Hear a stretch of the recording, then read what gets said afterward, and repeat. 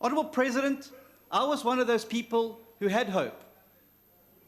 I had real hope that you were just maybe the one who was going to lead us out of the darkness and into the new dawn that you promised us, through our turbulent times and into a direction of prosperity. And I was not alone.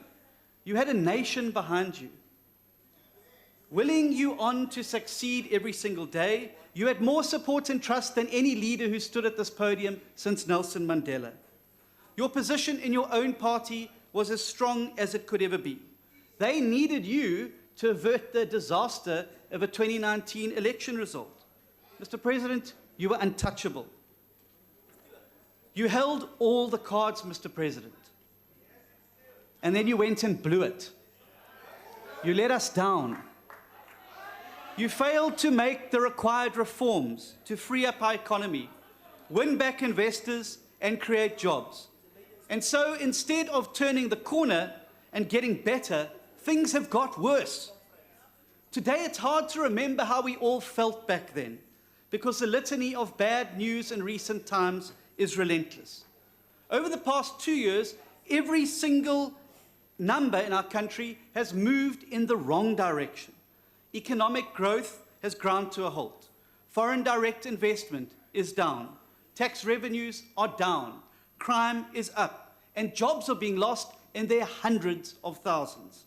We have seen the return of job-killing load shedding and the need to add even more stages to it to reflect the condition of state-run Eskom.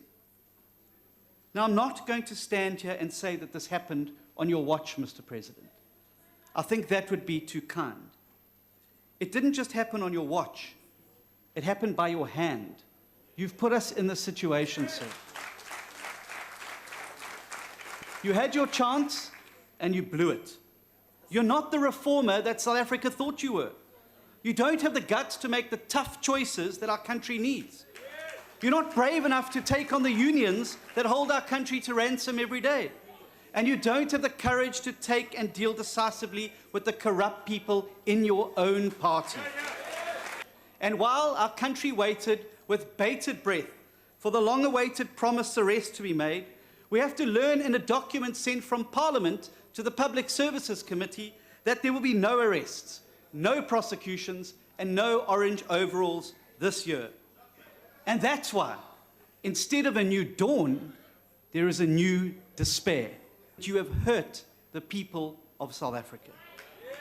And that, Mr. President, will be your legacy. The man who dared us to dream and who then led us into a nightmare.